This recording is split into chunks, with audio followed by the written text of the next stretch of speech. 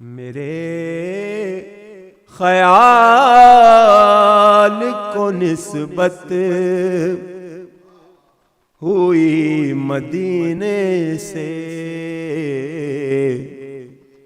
मेरे ख्याल को निस्बत हुई मदीने से। महक गुलाब की आने लगी पसीने से, मेरे ख्याल को निस्बत हुई मदीने से। नबी का नाम अगर लो तो इस करीने से, नबी का नाम अगर लो तो इस करीने से।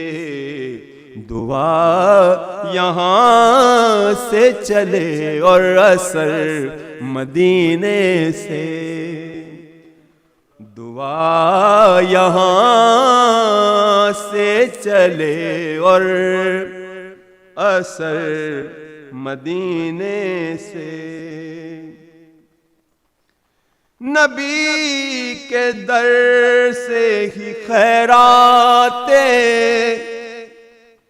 इल्म मिलती है, नबी के दर से ही खैराते इल्म मिलती है।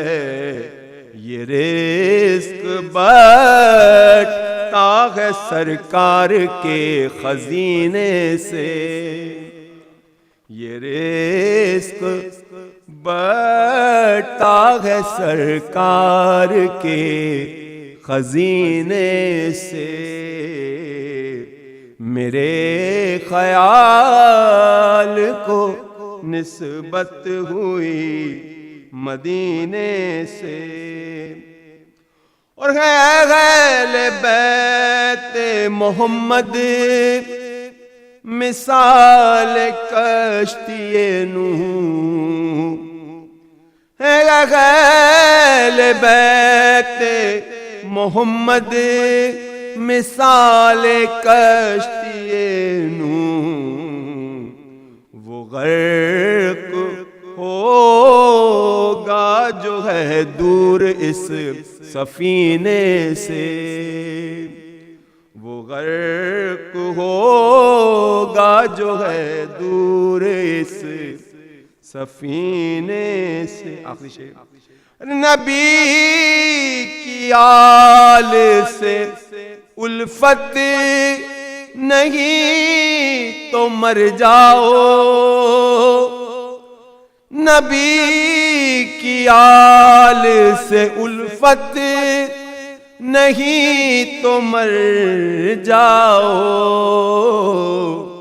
तुम्हारा मरना ही बेहतर है ऐसे जीने से, तुम्हारा मरना ही बेहतर है ऐसे जीने से। और नबी के दर के गदागर रईस हैं मोहसिन, नबी के दर के गदागर रईस हैं मोहसिन।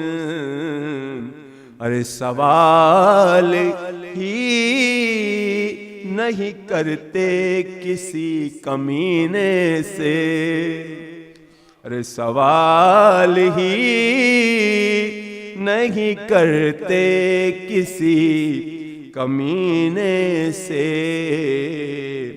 मेरे ख्याल को निस्बत हुई मदीने से। महक गुलाब की आने लगी पसीने से। और मोहम्मद आले मोहम्मद बाबुल सलवात अल्लाह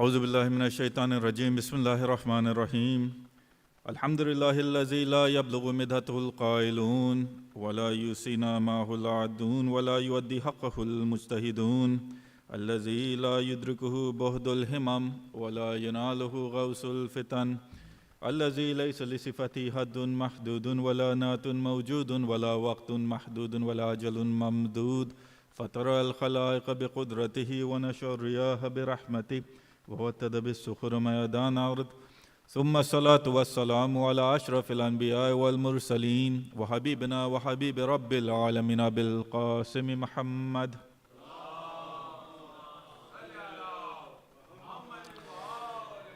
व अला अहले बैत अत-तय्यबीन अत-ताहिरीन वल्लअन अला अदाइहिम अजमईन मिन अव्वलि यौमि ज़ुल्मिहिम इला क़ियामि यौमिद्दीन। अम्मा बाद फ़क़ाल अल्लाहु सुब्हानहु व तआला फ़ी किताबिहिल मुबीन व क़ौलुहुल हक़ बिस्मिल्लाहिर रहमानिर रहीम या अय्युहल्लज़ीना आमनू अतिउल्लाह व कूनू मअस सादिक़ीन सदक़ल्लाहुल अलीयुल अज़ीम।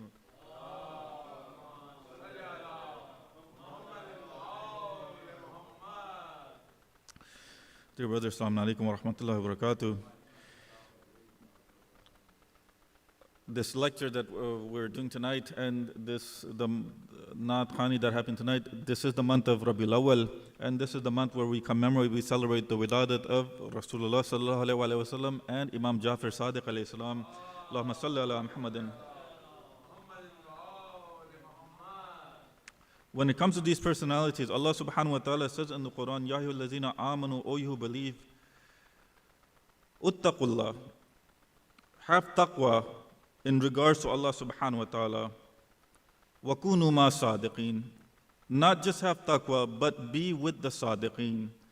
Be with those that are truthful. When it comes to the Holy Prophet, he was known as Sadiq al-Amin. When it comes to Imam Sadiq alayhi salam, he's been given that title of Jafar as Sadiq.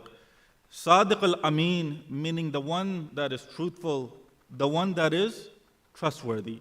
Jafar as-Sadiq, the word Jafar, it means river, it means stream.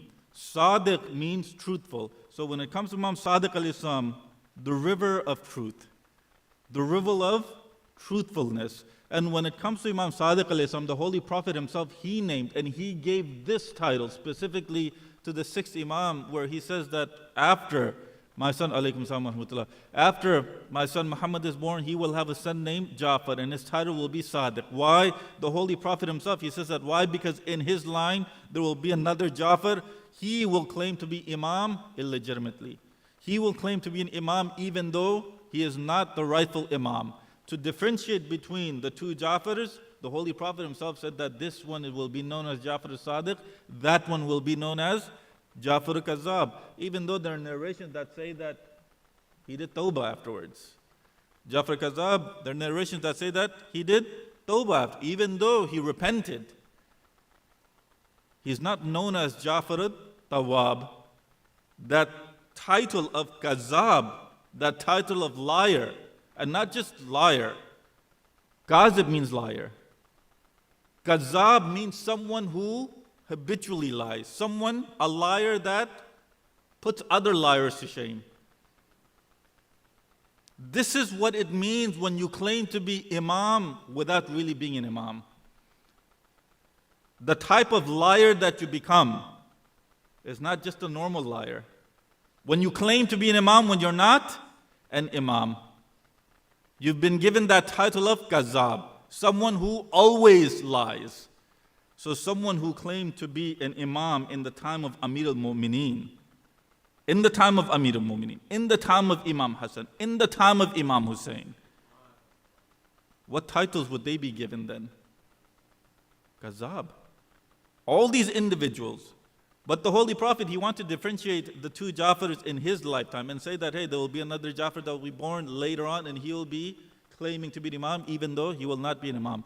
And when it comes to both of these personalities, look at the difference between Imamat and Nabuwat.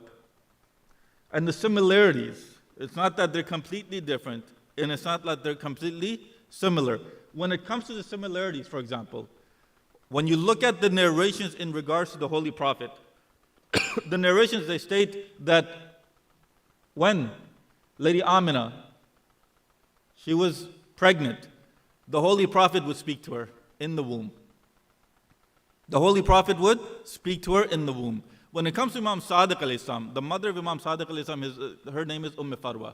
Imam Sadiq alayhi salam's lineage from the mother's side, it goes to who? Who can tell me? From the mother's side, we all know from the father's side, it goes to Rasulullah. From the mother's side, who does it go to? From the mother's side, Imam Sadiq alayhi salam's genealogy, Imam Sadiq alayhi salam's ancestors, from the mother's side, who does it go to? Do you all know? It goes to Abu Bakr. Yes, that Abu Bakr. But it goes to Abu Bakr through whom? Muhammad ibn Abu Bakr. Muhammad ibn Abu Bakr, Amir al-Mu'mineen, he himself, there's a narration where Amir al-Mu'mineen, he says about Muhammad ibn Abu Bakr, he's Thalisul Hasnain. Thalisul Hasnain. He's the third of Hasnain, meaning Imam Hassan. Why did he say that? Even though Muhammad ibn Abu Bakr was born from Abu Bakr, it was Amir al-Mu'mineen who raised him his whole life. Because when Abu Bakr passed away, Muhammad ibn Abu Bakr, he was just a toddler. He was raised in Amir al-Mu'mineen's lap. And Amir al-Mu'mineen said, he says that even though he's from the loins of Abu Bakr, he's my son. Even though he's from the loins of Abu Bakr, he's my son. Why? Because he's the one who raised him.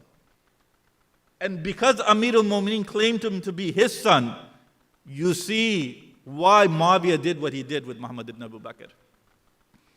Where when it came to his shahadat, not only was he shaheed, but he was put in the skin of what? A donkey, and he was burned. He was burned alive like that. That's how his shahadat was. Why? Was it because they had hatred for Abu Bakr? No, it wasn't. Why? Because Amir al-Mu'mineen said that he's my son. Amir al-Mu'mineen claimed him to be my son. Amir al-Mu'mineen, he is the one who sent Muhammad ibn Abu Bakr to Egypt. Why? Because he wanted him to be his representative. He wanted, but that's the reason that he was killed. But when you look at Imam Sadiq alayhi salam's life, I was talking about the similarities before I got distracted. The similarities. In the womb of Lady Amina, the Holy Prophet, he speaks to the mother. Farwa, who's the mother of Imam Sadiq alayhi salam, she herself, she says that this baby used to speak to me in the womb. And I used to hear the kalima being recited in the womb. So that tells you what? That tells you that these personalities, they do not accept Islam the way you and I do. If they're reciting the kalima within the womb, that means that they're bringing the religion. They're not accepting the religion, they're already Muslim. They're Muslim in the mother's womb. So there's no need for them to recite the shahada or the kalima the way you and I do. The way you and I do. Similarity. When it comes to the difference, one of the differences between prophethood and imamat is what? Prophethood, it brings the religion, it brings the laws. Imamat, what does imamat do? Its job is to protect the rules, the regulations, the book, and save that. And save that. So you see that the first Sadiq, he brought the rules, he brought the Quran, he brought the regulations, he brought the laws. But by the time of the sixth Sadiq, what was happening to those laws? They were already being destroyed. What was happening to the rules? They were already being destroyed. What was happening to the hadith? They were already being made up. So to make sure that these hadiths, this Quran, the interpretation of the Quran is correct, what needed to happen? There needed to be an Imam on this earth who would correct that. And you see that that's exactly what Imam Sadiq alayhi salam did. When it came to the narrations, it was Imam Sadiq alayhi salam who was correcting other people. And when it comes to narrations, there's something that people need to remember. When the Imams, they debated with other people, other schools of thought, when they debated with them, for example, Imam Raza alayhi salam, Imam Sadiq, Imam Hud Baqir alayhi salam, when those people of the other school of thought brought narrations in front of them, did the Imams ever say, oh, this Ravi over here, this Ravi is not accepted? That Ravi is not accepted? This Ravi was weak when it came to... No, they did not. What did they do? They looked at the content of the hadith and then they disproved that content of the hadith if it was wrong. They disproved the content of the hadith, not based on Ravis. Today, not just Muslims, but we Shias also, we're stuck in this idea of Ravi, Ravi, Ravi, Ravi. Narrator, narrator, narrator. Those individuals who did not have an Imam, they needed to go through narrators. But we who always had an Imam, there was no need for us to have narrators. Why? Because all of our Imams were what? Sadiq al-Amin. When you get your religion from the Ahlul Bayt, whom Allah subhanahu wa ta'ala has said what? That they've been thoroughly purified. When the religion comes from them, then there's no need for narrators. There's no need for narrators. But today, even us, we're stuck in this dilemma. This Ravi is this Ravi is that. Look at the most famous saying of Imam Jafar Sadiq alayhi salam. Allahumma salli ala Muhammadin wa ali Muhammad. He says himself, when you see a narration that's being narrated from us, compare it to the Quran. Compare it to the Quran. If it agrees with the Quran, accept it. If it's against what the Quran is saying, then reject it. Then reject it. When it comes to this hadith, do we say, oh my goodness, you know what, this Ravi over here, he's weak? No, why? Because the content of the hadith itself, it makes 100% sense. It's 100% logical. If a narration agrees with what the Holy Prophet said or with what the Quran says, accept it. If it disagrees with what the Quran said, reject it. Why? Because in Islam, Quran is what? Priority. Quran is priority. And when it came to the hadith, you see that right after the Holy Prophet passed away, there were so many hadiths that were made up. To the point where Amir al-Mu'mineen, he names two men, he himself, he says that these two men, he names them. These two men and Fulan woman, they're going to make up hadiths in regards to the Holy Prophet. And he curses them. He curses them. So when it came to Imam Jafar Sadiq alayhi salam's time, there were already hadiths that were made up. So what did Imam Sadiq alayhi salam have to do in his time? Not only did he need to counteract the hadiths that were brought, but he also needed to defend what? The wilayat of Amir al-Mu'mineen. He also needed to defend what? The real tafsir of the Quran. And you see that that's what Imam Sadiq alayhi salam did his whole life. Sallallahu ala Muhammad wa ala Muhammad.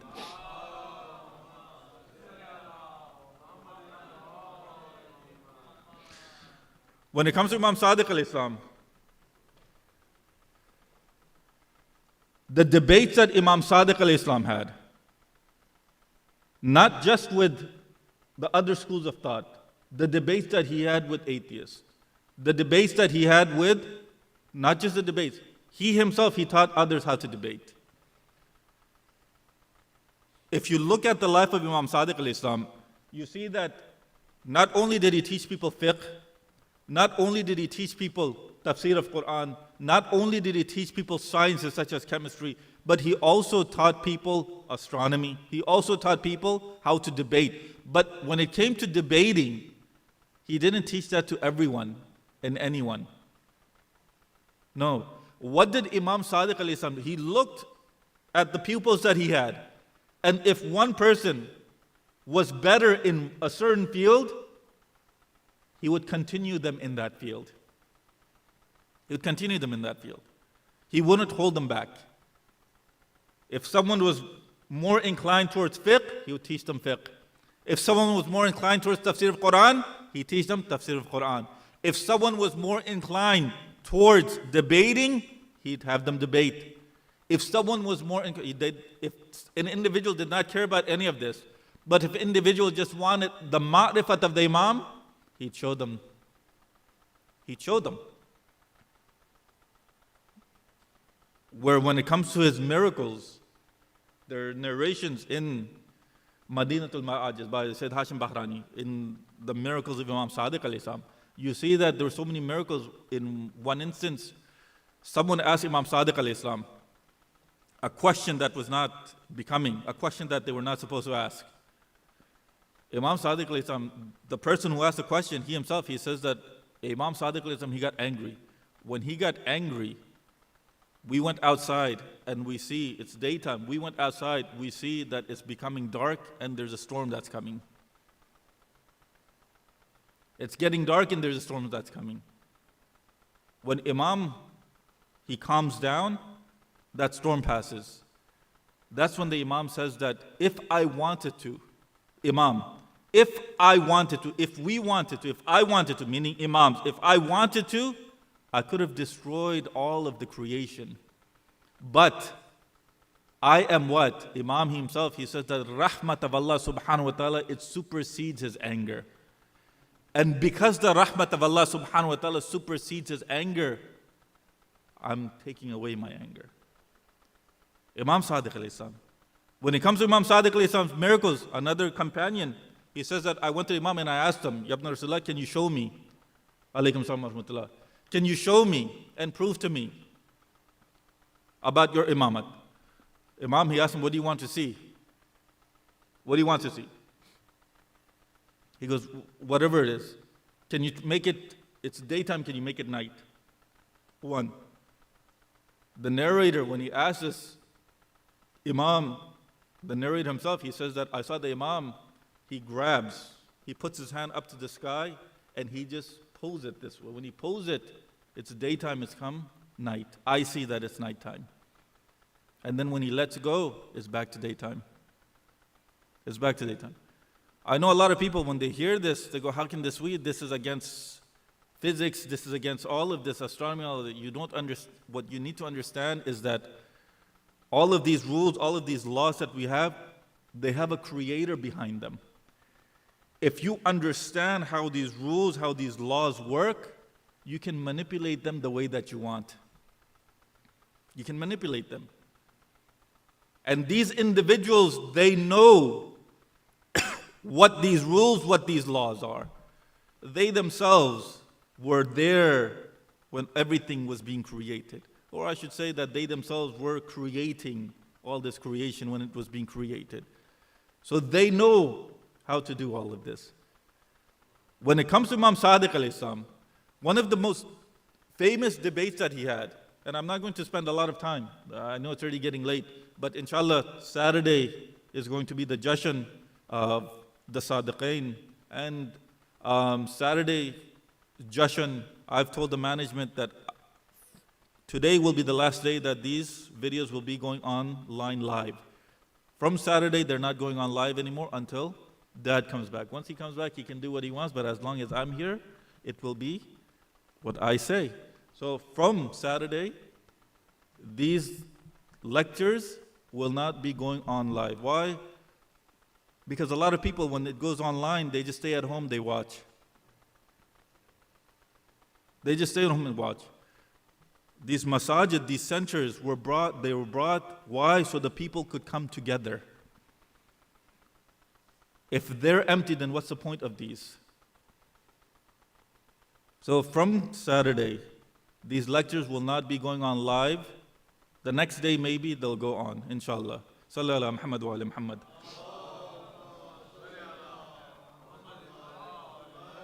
But inshallah, Saturday, depends on how much time I have. If I have enough time, then we'll talk about the holy, only and only about the Holy Prophet. Because today I'm talking about Imam Sadiq alayhi salam. Inshallah, Saturday, depending on how much time we have, we'll only talk about the Holy Prophet, because I don't want people to have the impression that even when it comes to the wiladat, even the shahadat and the wiladat of the Holy Prophet, he shares them with another Imam. The wiladat, he shares it with Imam Sadiq alayhi salam. The shahadat, he shares it with Imam Hassan alayhi salam. And I don't want people to think that when it comes to the wiladat, we speak about the Imam. When it comes to the shahadat, we speak about the Imam. And we leave the Holy Prophet without doing any of his zikr. So inshallah, today will be about Imam Sadiq alayhi salam. Saturday will be about the Holy Prophet sallallahu alayhi wa sallam. Allahumma salli ala Muhammadin wa ala Muhammad. When it comes to Imam Sadiq alayhi salam and his scientific achievements, there were so many scientific achievements or so many scientific theories that the Imam himself had that he never got credit for. He never got credit for. The debates that the Imam had when he was debating with atheists, you see that those same debates or those same arguments that the atheists were using at that time, they're still being used today. They're being used today. One of the most famous atheists that debated with the Imam, he was giving a lecture. While in that lecture, he waits until the Imam finishes. When the Imam finishes, he gets up and he says to the Imam that, isn't it true that there's no God? Isn't it true that there's no God? Ya Jafar, you claim that there's a God who created all of this, only to do what? Only to get rich, only to become famous, only to become known and gain money from the people. But I know that there's no God. This universe came into existence by itself. No one brought it into existence. It came into existence by itself. And you see that this same argument is being used even today. That this universe came into existence by itself. Imam, he asks him, he goes, you think that I'm doing this because I have something to gain from this? Do you not know if I wanted to, I could have spent my time in business and become the richest person in the world if I wanted to? He asks this atheist, what is it that you do? What is it that you do? Even in that time, there were people that were living in Medina that were worshipping idols. Sallallahu Muhammad wa ala Muhammad. They were worshipping idols. This man, when Imam asked him, what is it that you do? The man, he says that I carve idols. I make idols. You look at the time the Imams were living in. You see that there are Muslims in the city. You see that there are kuffar in the city. Muslims and kuffar are living in the same city. You look at today. Medina today, would they allow a kafir to be in Medina today? The death sentence. You look at any of the Islamic countries today, would they allow a kafir? Okay, Makkah, I understand. And that too, it's supposed to be for Masjid al-Haram. You look at any of the Islamic countries today. Look at the country that you and I are mostly from, Pakistan.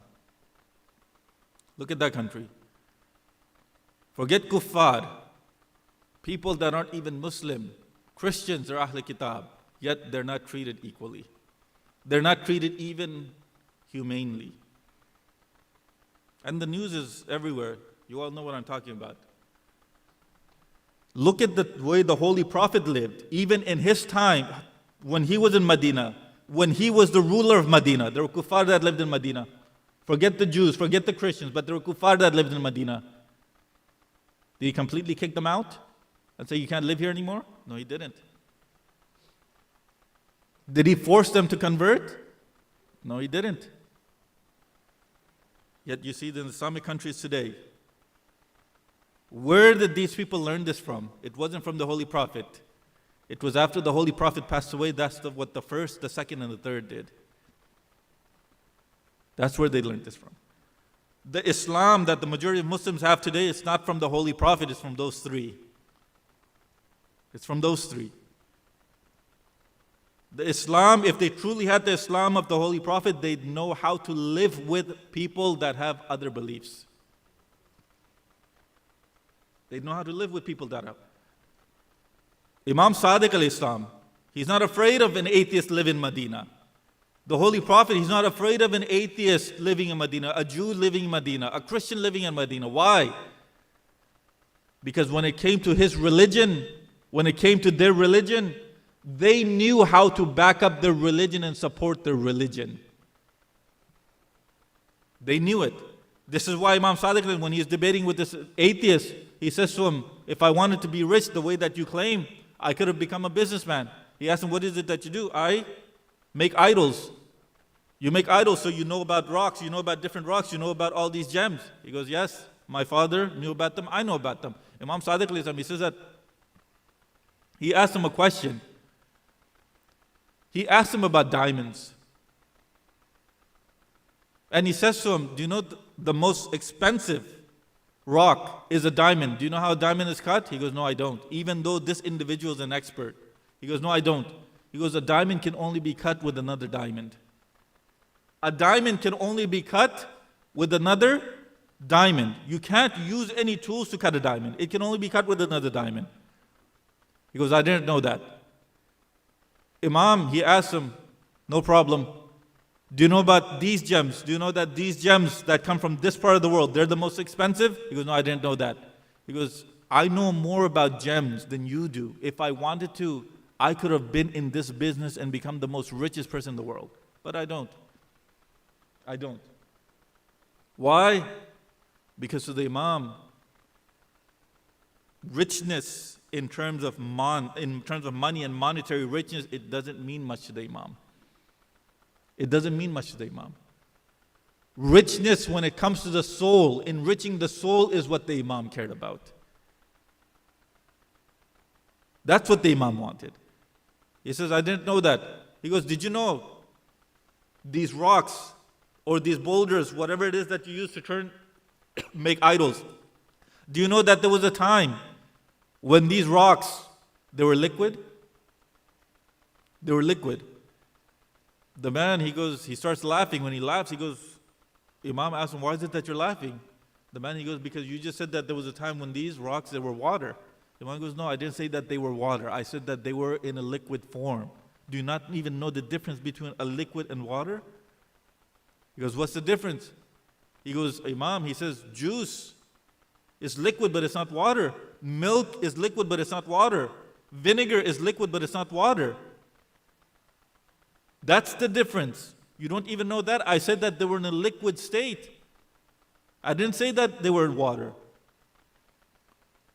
He goes, how do you know? He goes, there was a time when the earth was so hot, there was no water. It was just these. They were in a liquid form.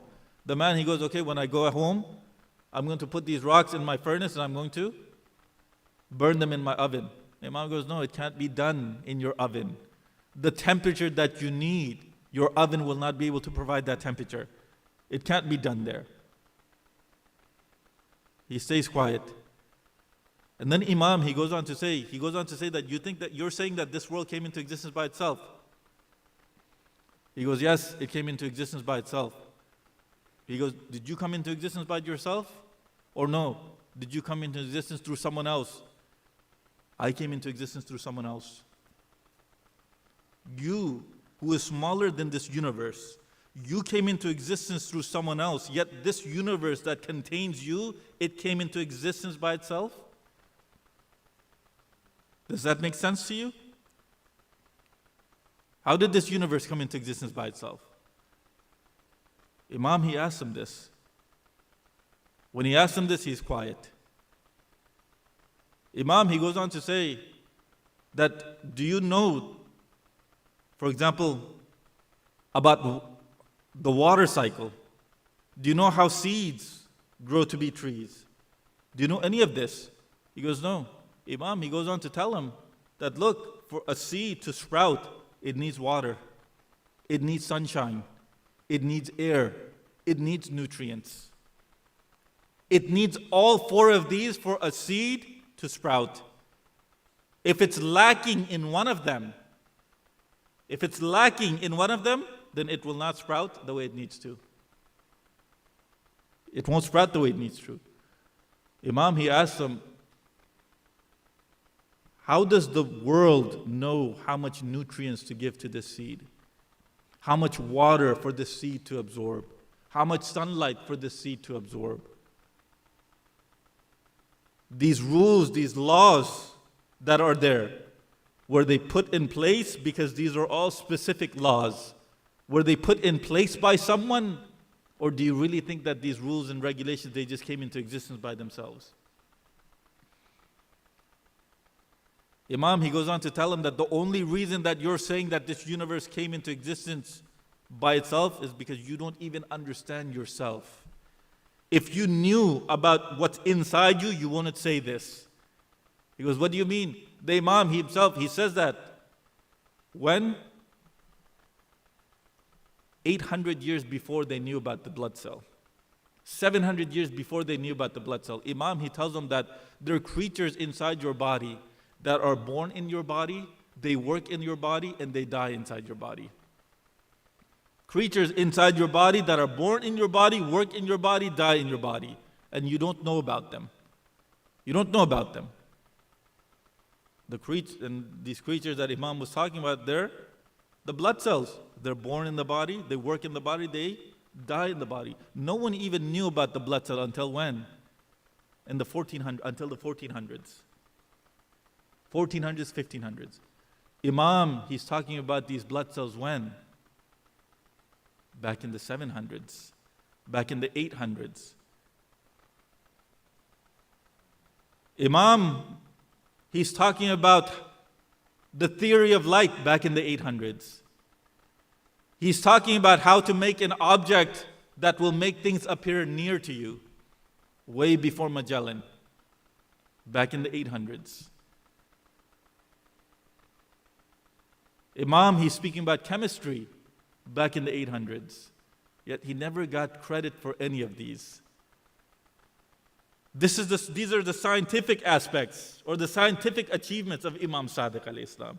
When you look at the Imam in terms of what he did for fiqh, what he did for Islamic fiqh, because this was science. When it came to Islamic fiqh, there were two people that became famous, even until today, that studied under the Imam. Who? Imam Malik and Abu Hanifa. These two individuals. Whereas Abu Hanifa is very famous. He says that if it wasn't for those 2 years, I would have perished. There was a day where both of them were together. And Imam, he asked both of them that he asked Abu Hanifa, he goes, I hear that you're a faqih. Abu Hanifa, without even missing a beat, he says, yes, Ya Ibn Rasulullah, I am. I give fatwas, I am. I'm a faqih. Imam, he says, okay. And then he looks at Malik and he says, what about you? Malik, he says, Ya Ibn Rasulullah, people say that I am. People are claiming that I'm one. What's the difference between the two? And we have narrations that say that whenever Malik used to come, Imam Sadiq alayhi salam, when Malik used to come, Imam Sadiq alayhi salam, he used to be happy. Why? Because there wasn't that pride that Abu Hanifa had. When it came to hadith, Malik, he would quote from Imam Sadiq alayhi salam. He would quote from Imam Sadiq alayhi salam, going back to the Holy Prophet. When it came to Abu Hanifa, no. Malik, he wouldn't use qiyas. Malik, he wouldn't interpret the verse of the Quran himself. But Abu Hanifa would. This is the reason Imam Sadiq alayhi salam preferred Malik over Abu Hanifa. But when it came to hadith, there were so many hadiths that were rampant in regards to the Holy Prophet. Imam Sadiq alayhi salam, One of the things that Imam Sadiq alayhi salam, Abu Hanifa, he's with the Imam in Medina. He says, Ya Ibn Rasulullah, I've just come back from Kufa. There's so many of your followers that are cursing the first three. So many of your followers are cursing the first three.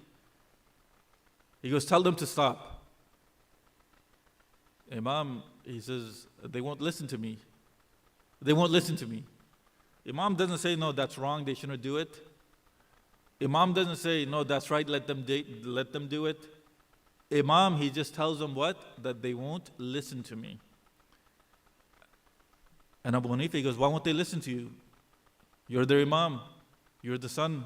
You're the great grandson of the Holy Prophet. Obviously, of course they'll listen to you. That's when the Imam, he says to him that, Abu Hanifa, when people like you won't listen to me, what makes you think that those individuals will listen to me? He goes, what do you mean? You came into my house without my permission. You sat down without my permission. And I hear that you go and you give your own fatwas and you interpret the Quran yourself based on Rai, your own opinions. Is that true? He goes, yes, that's true. That's true. Then he asks him, can you tell me the interpretation of one of the verses of the Quran? He goes, what is it, Ya Ibn Rasulullah? He goes, in the Quran, Allah subhanahu wa ta'ala says that on the day of judgment, the ni'mat of Allah subhanahu wa ta'ala, Allah subhanahu wa ta'ala will ask you about His ni'mat, His blessings. Can you tell me what these blessings are? Can you tell me what these blessings are? Abu Hanifa, he goes, these blessings, Ya Ibn Rasulullah, they're food and drink. They're food and drink. This is why you do not interpret the Quran yourself. He goes, Ya Ibn Rasulullah, they're food and drink. They're food and drink? Can you tell me something, Abu Hanifa? If someone comes to your house, you feed them, you give them drinks, then would you turn around and ask them about how the food and drink was? Would you ask them about it? He goes, no, I wouldn't. Why? Why wouldn't you ask them about it? Ibn Rasulullah, because it's not becoming of a host to do that. So the Holy Prophet, he goes, it's not becoming of you to do that, but you believe that it's becoming of Allah subhanahu wa ta'ala to do that? You believe that it's becoming of Him to do it? He goes, no, then what does it mean? Imam Sadiq alayhi salam, he tells them that the ni'mat, the blessings of Allah subhanahu wa ta'ala that will be asked about is our wilayah. It's the wilayat of the Ahlul Bayt Allah subhanahu wa ta'ala will ask about. This ni'mah that I gave to you, the Ahlul Bayt that I gave to you, how did you act with them? How did you act with them? He stays quiet. And what does he tell Imam? He goes, Ya Ibn Rasulullah, I won't do tafsir bil Rai again. I won't do qiyas again. Imam, he told him, no, you will. Why? Because there was so much pride within him. There was pride within him. If there wasn't any pride, he would have listened to the Imam. The Imam, he explained to him about what imamat was. When it came to true imamat, one of the companions, and this is where I'm going to end my lecture off with, one of the companions, Imam Sadiq alayhi salam, they came to the Imam and they asked him, Ya Ibn Rasulullah, how can we tell who the Imam is? How can we tell who the Imam is? The Imam, this is Madinatul Ma'ajiz. The Imam, he goes and he puts his hand against the wall. When he puts his hand against the wall, the whole wall turns into gold. When the whole wall turns into gold, the Imam, he says that when an individual is able to do this, then know that they're the right Imam. If an individual is able to do this, then know that they're the rightful Imam. They're the rightful Imam. Why did the Imam have to do this? Because there were already other people claiming to be the Imam at that time. Not just within Islam, but within Shia Islam also. There were people claiming to be the Imam. So the Imam, what did he do? He says, if an individual is able to perform a miracle like this, then know that they're truly the rightful Imam. That's another similarity between Imam and Prophet. Inshallah, Saturday, we'll spend about half an hour, if I have time, half an hour, speaking about the Prophet and what Nabuwat truly is. Because Khatam al-Nabi'een, what is Nabuwat? That's what we need to look at. Nabuwat, all of you, I know, since when we were young, we've just been told Nabuwat is prophethood, Nabuwat is prophethood. But what is prophethood? Prophet and prophethood. Prophet is the individual that has prophethood. So what is prophethood? That's what we need to look at. I pray to Allah subhanahu wa ta'ala that He keeps us on this path of Muhammad wa ali Muhammad. I pray to Allah subhanahu wa ta'ala that He forgives our sins. He forgives the sins of all of those manhumeen mu'mineen that do not have anyone to ask for forgiveness. Please recite a Surah Fatiha for your manhumeen and recite a Surah Fatiha for the marhumeen whose names are on the wall in the back. Bismillah ar-Rahman ar-Rahim.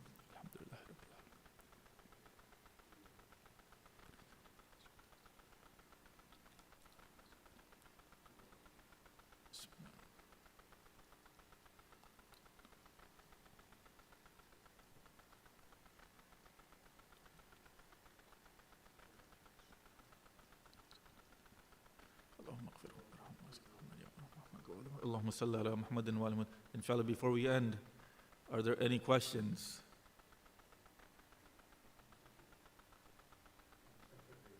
On Saturday, there's going to be questions?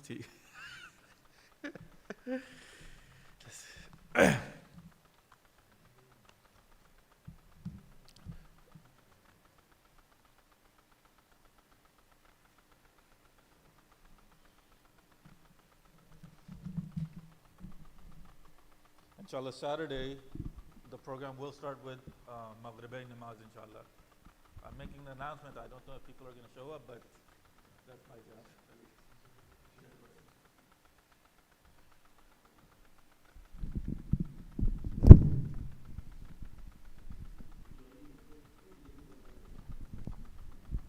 Assalamu alayka ya Nabi Allah, assalamu alayka ya khairi khalqillah, assalamu alayka ya khatam al-nabiyyin, assalamu alayka ya alladhi dana fatadalla, fakana qaba qawsaini aw adna, assalamu alayka ya hujjatallah fil alameen, assalamu alayka ya habibana wa habiballah wa rahmatullahi wa barakatuh.